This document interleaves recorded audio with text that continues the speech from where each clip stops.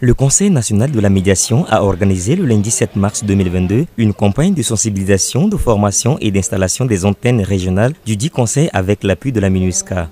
La dite campagne a connu la participation de la représentante spéciale adjointe du secrétaire général de l'ONU en République centrafricaine Lisbeth Kouliti et du médiateur de la République Laurent Gbagbo. Seul le dialogue et la concertation constituent l'arme la plus puissante. C'est notre arbre à palabre qui est le Conseil national de la médiation. C'est en cela que l'arbre à palabre doit être proche du citoyen, d'où la mise en place des points focaux et des antennes régionales, devant assurer le mécanisme d'alerte précoce pour la gestion efficiente des conflits dans notre pays. L'objectif de cette activité est destiné à mieux faire connaître le Conseil national de la médiation aux leaders d'opinion, religieuses et communautaires, aux organisations de la société civile, à la jeunesse et aux femmes victimes de violences.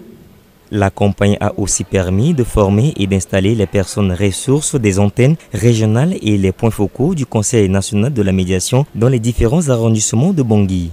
L'installation des antennes régionales avec la désignation des points focaux dans les différents arrondissements de Bangui garantira le lien entre l'institution et la population, favorisant ainsi la promotion du dialogue, de la consultation et de vivre ensemble.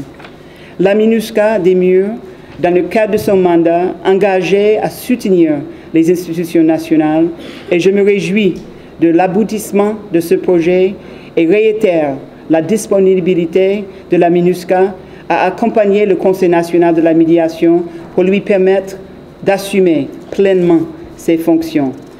Créé par la Constitution du 27 décembre 2004, le Conseil a été dissous à la suite des événements de mars 2013 avant d'être restauré par la Constitution du 30 mars 2016. Rappelons que le Conseil national de la médiation sur financement du programme des Nations Unies pour le développement a déjà installé 13 points focaux en 2019. Mais à la suite des événements malheureux de janvier 2020, les travaux ont été suspendus. Avec le soutien de la MINUSCA, leurs activités redémarrent en mars 2022 dans 9 arrondissements de Bangui. S'en suivra le bloc ouest de la ville pour l'installation des points focaux dans les localités qui ne sont pas pourvues.